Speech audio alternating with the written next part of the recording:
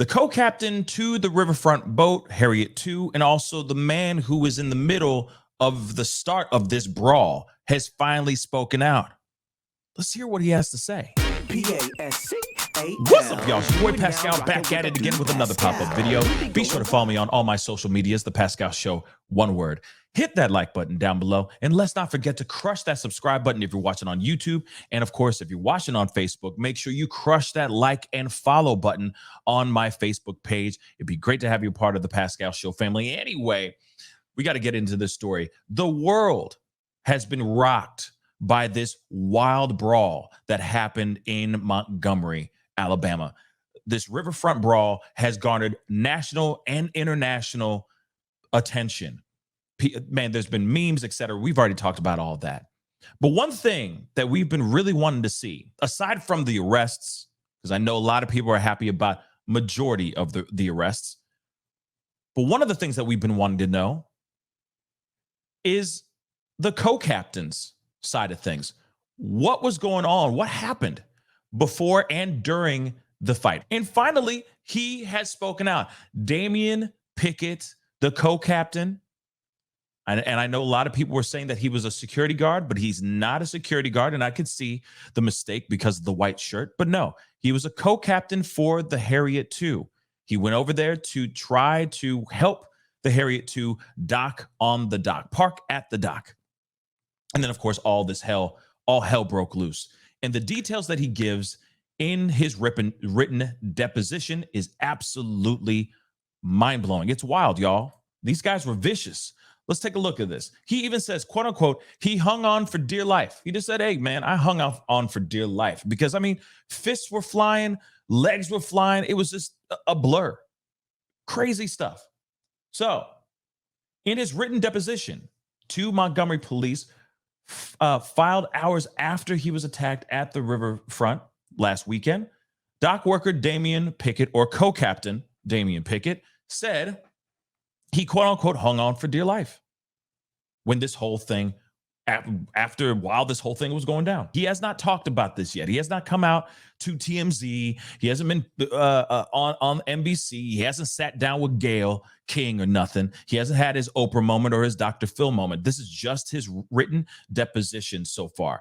But in his statement, he recounts the battle between the white disruptive voters and the gang, the crowd of black people that came to his aid. He wrote that crew members asked the occupants of the pontoon boat through an intercom to move 5 or 6 times. When Pickett left the cruise Harriet 2 to confront the passengers of the smaller boat, he heard passengers shouting to the rowdy boaters to move your boat, you're in the way. Now, what's crazy to me is they say the men on the pontoon responded by giving us the finger, the flipping the bird for about 3 minutes. Can you imagine flipping the bird for 3 minutes? I mean, that's just like, that's a hard middle finger. You know what I'm saying? But I digress. For 3 minutes, just sitting there, just flipping the bird, all of them. That's crazy, all right? Eventually, he and a dockhand untied the pontoon boat and moved it 3 steps to the right. Nothing. Literally three steps. No big deal. By that time, 2 people ran up behind me. That's what Pickett wrote. One of the men in a red hat yelled at Pickett, "Don't touch that boat, MFer, or we'll beat your A." We got to use these code words, unfortunately. He says, I told him, no, you won't. The men continued to threaten Pickett, he said. And he told them, do what you've got to do. I'm just doing my job. And dagnabbit, he did do his job. In fact, he did more than just did his job. Let's keep that real. He did more than just do his job, y'all. He didn't have to deal with all that BS. He had to take care of all that, move the boats, and also get in the middle of a fight. He didn't need to do all that. Real talk, he didn't. So he did more than just his job, in my personal opinion, y'all. One white man called another white man over to the scene. They both were very drunk, obviously, all right, and very sunburnt. But another man came over to, quote unquote, try to calm them down. And then the boat's owner came over. Pickett explained that the signs denoting where to park had been taken down by somebody else. So he had to tell them where to move the boat to make room for the Harriet 2. Now, you got to remember, all he was trying to do was move it down a few feet. That's it. It wasn't like he was trying to make them, some of us, even myself, thought that they were trying to get them to go dock on the other side of the river or do something extra. All they were doing was trying to get them to move their boats down a few feet. That's it. There was plenty of dock, y'all.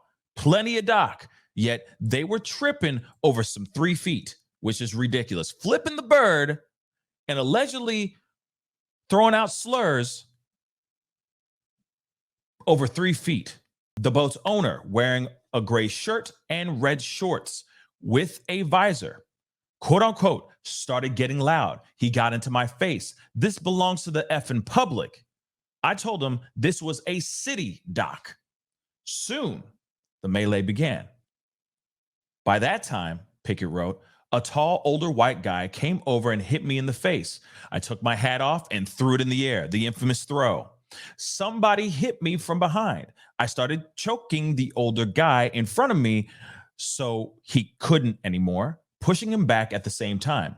Then the guy in the red shorts came up and tackled me. I went to the ground. I think I hit one of them. I mean, with all that craziness going on, I don't know if you'd remember every detail as well. But with all that chaos, man, he said the attackers littered him with threats as they ganged up on him. I'm going to, on a live you MFer, beat your A MFer. I can't tell you how long it lasted. I grabbed one of them and just held on for dear life. Eventually, Pickett said he looked up and help had arrived. 2 people were pulling them off of me. He described the assistance as coming from a tall black man and a security guard. After struggling to his feet, Pickett said he looked up and, quote unquote, one of my coworkers had jumped into the water. And I think this is the Black Aquaman, all right? And was pushing people and fighting. While being held by someone, Pickett asked to be released so he could dock the boat. He gave the necessary orders to the captain to park the vessel. And this is obviously the footage here. I mean, there's some people trying to break up the fight. Some people are just going in on him. And you can see at the bottom of the photo, you see Damian Pickett doing exactly what he said. I just held on for dear life. I just hung on for dear life. Meanwhile, my nose was running and I could hear passengers and coworkers arguing with people who attacked me. The Harriet 2 docked, and when the ramp came down for the passengers to disembark, his own nephew, ran off the boat and went after him. Obviously, I would do the same damn thing. And I was screaming for him to come back. He didn't listen. And of course, the encounter escalated. The security guard was trying to get the lady in red to leave. She wouldn't listen. People from off the boat and spectators were coming down the back end of the dock. The guy who started it all was now choking his own sister, y'all. I hit him, grabbed her, and moved her. I turned around, and MPD, Montgomery Police Department, had a taser in my face. I told him I was the one being attacked, and could I finish my job? Look at that. Even during this whole insane debacle, he was still thinking about trying to do his job, getting the people off the boat and all that stuff. The back of the cruise vessel had not been tied to the dock. Pickett, despite the chaos around him, helped passengers off the boat with the aid of the police. He even apologized to them for, quote unquote, for the inconvenience. They all said I did nothing wrong, and damn right he didn't do nothing wrong. He continues saying some of them even gave me cards with their names and numbers on it. Some said they had it all on film. So I pointed them out to MPD. Thank God everybody pulled out their phones and were filming as much as they could. That's the other thing too, giving their names and numbers on it. Basically saying, hey man, yo, co-captain Pickett, if you need anything, we got you. Here's our phone number. If you need somebody to to be an eyewitness to this situation. God knows how bad this is going to escalate. If you need us, we got your back. And that's pretty damn amazing. And I'm sure there were some other ones going, yo, I'm a lawyer. If you need something, just here's my business card. You feel me? At some point, Pickett said he was led to a medic where I sat for 25 to 30 minutes. My head was hurting. I felt a knot on the back and front of my head. With coaxing, he sought treatment in the emergency room where he was shown to have bruised ribs and bumps on his head with no broken bones. Thank God, no broken bones. Now, as you hear all this, like you hear all this that went down and you hear his perspective, what say you guys? To me, clearly, this man was in the middle of dealing with drunken buffoons. I mean, we can use all kinds of colorful words with these individuals, these jerks that were involved in this situation, these entitled pieces of trash. But at the end of the day, this man was still trying to do his job, which is pretty amazing. And the fact that he still was being cordial to the people, to the passengers on the vessel, on the Harriet II, the fact that he said, hey, sorry, guys, I'm sorry that happened, guys, so on and so forth, really shows what kind of employee he really is for the Harriet II. But the other part that drives me nuts is that his family got involved. He had his sister there, his nephew, they were all on the boat. And the people that he was involved with, the people who started this whole brawl, didn't give a damn. They were just putting paws on everybody. It's sad, y'all. It's really, really messed up. But at the end of the day, you look at this and you hear his account on everything, his perspective, you see it on video too. So you know proof positive that it's not like he's just sitting here making this thing up. Sure, he was heated when he moved the boats down the dock, when he encountered them at first.